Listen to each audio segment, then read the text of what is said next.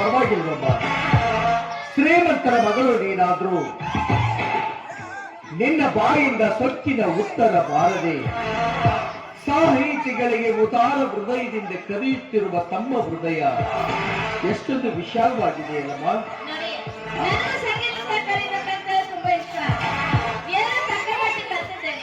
ನೋಡಮ್ಮ, ಸಂಗೀತ ಸಾಹಿತ್ಯ ಹೇಗೆ ಹೆಚ್ಚಿಗಾಗುತ್ತಾ ಹೋಗುತ್ತಿದೆಯೋ ಅದರಂತೆ ನಮ್ಮ ರಾಷ್ಟ್ರಕ್ಕೆ ಒಂದು ಹೆಮ್ಮೆ.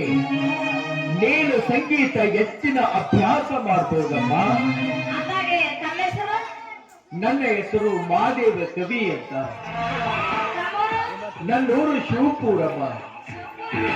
ಯಾಕೆ ನಮ್ಮೂರವರು ತಮಗೆ ಯಾರಾದರೂ ಪರಿಚಯವುಳ್ಳವರಿದ್ದಾರೇನಮ್ಮ? ನಾನು ಬರೆಯುತ್ತಿರುವಂತಹ ನಾಟಕ ಮಾನವನು ಕೊಟ್ಟದ್ದು ಮನೆತನಕ, ದೇವರು ಕೊಟ್ಟಿದ್ದು ಕೊನೆತನಕ ಅಂತ ನಾಟಕ ಬರೆಯ ಹತ್ತಿದ್ದೇನೆ.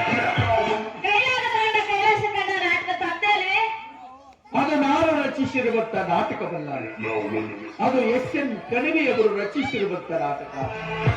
ಆ ನಾಟಕ ತಾವು ನೋಡಿದ್ರ?